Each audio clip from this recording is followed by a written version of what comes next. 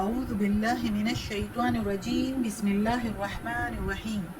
سب video دیکھنے اور سننے والوں کو السلام علیکم۔ ہمارے چینل کے پیارے ویورز، آج ہم تلاوت کریں گے سورہ یونس کی آیت نمبر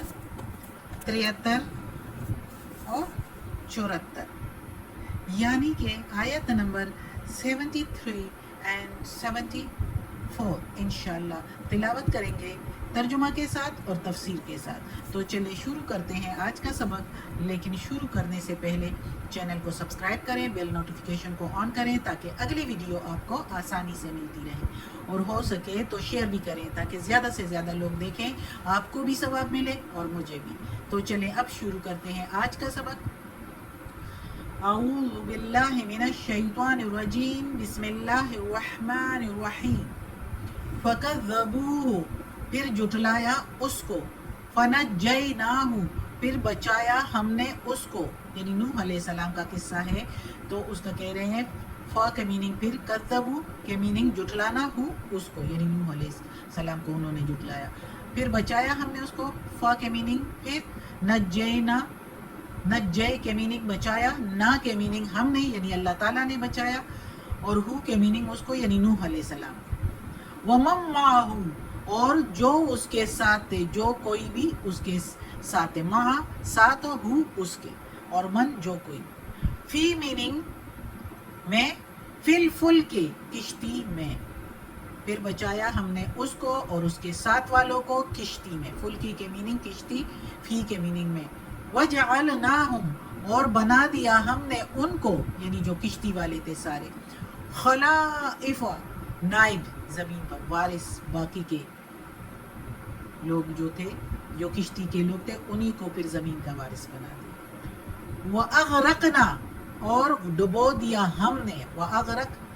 اور ڈبویا، نا کے میننگ ہم نے، وَأَغْرَقْنَا الَّذِينَ كَذَّبُوا بِآيَاتِنَا اور ڈبو دیا ہم نے ان کو جو یا جنہوں نے کذبوا جھٹلایا، بِآیاتنا ہماری آیتوں کو،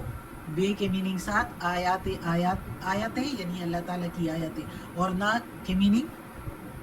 ہماری، اللہ کی آیتیں، اللہ کی کتابیں، اللہ کے صحیفے اور اللہ کے احکامات ہر نبی پر آئے ہیں، اور ہر نبی نے جو احکامات اللہ تعالیٰ نے بھیجے ہیں اور نبی نے پیغمبروں نے وہ لوگوں کو سنائے ہیں، تو وہی آیتیں تھی، اور کچھ نشانیاں بھی اللہ تعالیٰ اپنے پیغمبروں کو دیتے ہیں، معجزے دیتے ہیں، بہت سی نشانیاں دیتے ہیں جس کو جو انہوں نے جھٹلایا، تو وہی اللہ تعالیٰ کہتا ہے۔ جیسے ہمارے پاس یہ نشانی قرآن مجید اللہ تعالیٰ کی ہے، اللہ تعالیٰ کی نشانی پیغمبر محمد صلی اللہ علیہ وآلہ وسلم پر نازل ہے۔ فنظر پھر دیکھو، کیفا کیسا، کانا تھا، عاقبت انجام، عاقبت المنظرین پھر کیسا تھا انجام ڈرائے جانے والوں کا، جن کو ڈرایا گیا تھا کہ نہ کرو ایسے ورنہ ایسے عذاب آ جائے گا، نہ کرو ایسے ورنہ دوزخ تیار ہے تمہارے لیے، نہ کرو ایسے، اللہ موجود ہے، سب کچھ دیکھتا ہے،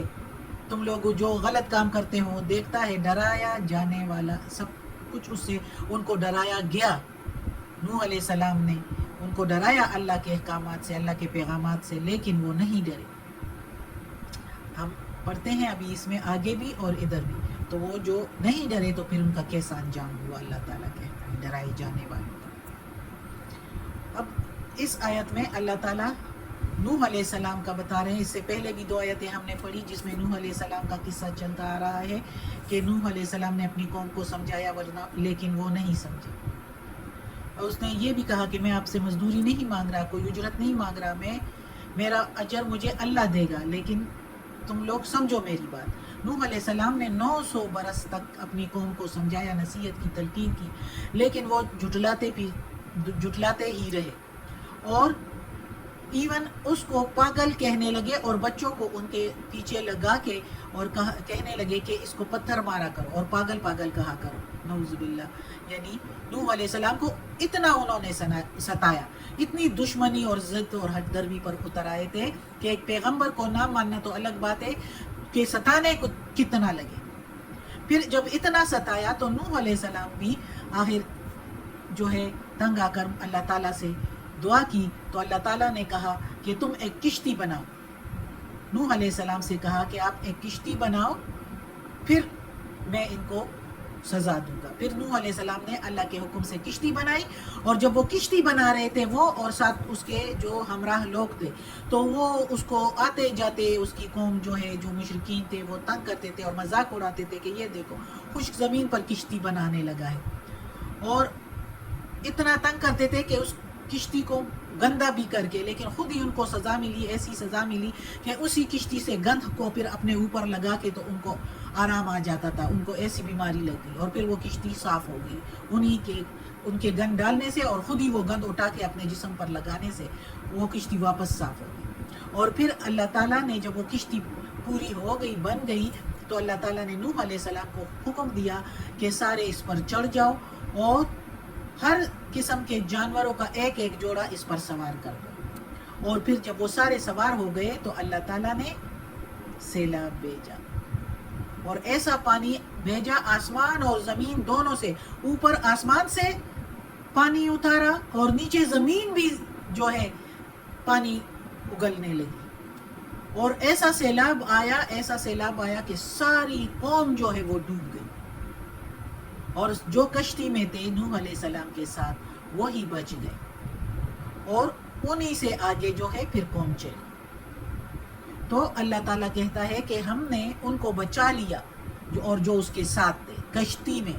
اور ان کو وارث پھر نائب ان کو بنایا، کیونکہ باقی ساری دنیا کے لوگ اس سیلاب میں ڈوب گئے، جہاں جہاں بھی تھے وہ سارے اس سیلاب میں ڈوب گئے، کیونکہ سارے لوگ جو بھی غلط کاریوں میں برے کاموں میں لگے ہوئے تھے تو سب کو اللہ نے غرق کر دیا، اور زمین پر نائب جو ہے وہ نوح علیہ السلام کے جو تھوڑے سے ساتھی تھے ان کو بنا دیا. تو اللہ تعالیٰ کہتا ہے پھر دیکھو کیسا انجام ہوا ڈرائے جانے والوں کا. اتنا ڈرایا بھی لیکن یہ نہیں مانے، نہیں ڈرے. جب اللہ سے کوئی نہیں ڈرتا تو پھر ان کا انجام ایسا ہی ہوتا ہے. اب ادھر دنیا میں بھی وہ ڈوب کر مر گئے سسک کر، اور پھر آخرت میں بھی ان کے لیے دوزخ تیار ہے، دو عذاب. اگلی آیت ہے ثم پھر بعثنا اٹھائے ہم نے یا بھیجے ہم نے من بعد ہی اس کے بعد اس کے ہی کے میننگ اس کے، اور من بعد من کے میننگ سے اور بعد کے میننگ بعد، رسولن پیغمبر الی طرف قومہم ان کی قوم کے، یعنی طرف ان کی قوم کے پیغمبر بھیجے. فجاؤہم پھر لائے وہ بالبینات روشن نشانیاں، پھر لائے ان کے پاس، ان کے میننگ ان کے، تو ان کے پاس روشن نشانیاں، 7 روشن نشانیاں، یعنی اپنے ساتھ روشن نشانیاں لے کر آئے کتنے ہی پیغمبر. فما کانو پھر نہیں تھے، فا کے میننگ پھر، ما کے میننگ نہیں، کانو کے میننگ تھے، لیؤمنو کہ ایمان لے آتے، بما ساتھ جو، کذبو جھٹلایا، بھی ساتھ اس کے، من قبل پہلے سے. پھر نہیں تھے کہ وہ ایمان لاتے اس کے ساتھ جو جھٹلایا تھا پہلے سے. تفسیر میں پھر بتاؤں گی انشاءاللہ. کذالک پھر اسی طرح، کذالک کے میننگ اسی طرح، نتبعو مہر لگا دی، علی قلوب المعتدین اوپر دلوں کے حد سے بڑھنے والوں کے، جو حد سے بڑھنے والے ہیں ان کے دلوں پر ہم نے مہر لگا دی.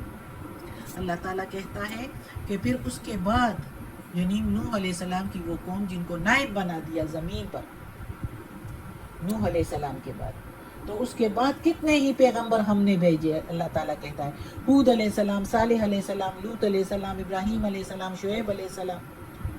کتنے اس اور کتنے پیغمبر اللہ تعالیٰ نے بھیجے نوح علیہ السلام کے زمین پر. اس کے علاوہ زکریا علیہ السلام، یحییٰ علیہ السلام، ذوالکفل علیہ السلام، کافی پیغمبر.